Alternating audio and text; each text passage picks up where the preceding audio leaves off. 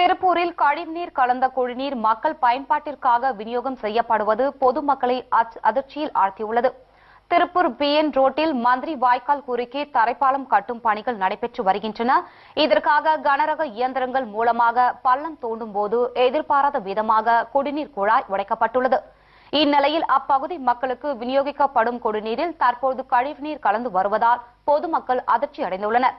இவ்விவகாரத்தில் மாநகராட்சி நிர்வாகத்தினர் அலட்சியமாக இருப்பதாகவும் இதுகுறித்து புகார் அளித்தும் அதிகாரிகள் எவ்வித நடவடிக்கையும் எடுக்கவில்லை என்று அப்பகுதி மக்கள் குற்றம் சாட்டியுள்ளனர். இந்த பாலம் தோண்டி வேலை செய்ய போறதுக்கு 3 மாசத்துல இந்த வேலையை முடிக்க போறது இல்லைங்க. ஆனா இந்த லட்சுமி முக்கியமான ஏரியாவில் இருக்கிற பொம்பளைகள்லாம் பார்த்தீங்கன்னா தண்ணிக்கு பார்த்தீங்கன்னா கஷ்டம். ஏற்கனவே 5 நாளைக்கு 20 நாளைக்கு ஒரு தண்ணி வரும்.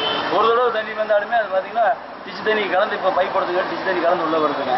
இதை மாநகராட்சி சொன்னாலும் சரி மற்ற நிர்வாகிகள் சொன்னாலும் யாரும் கேட்குற மாதிரி இல்லைங்க. நேற்று போய் எல்லாம் சொல்லிட்டு வந்தான், யாரும் அதை கேட்கலைங்க.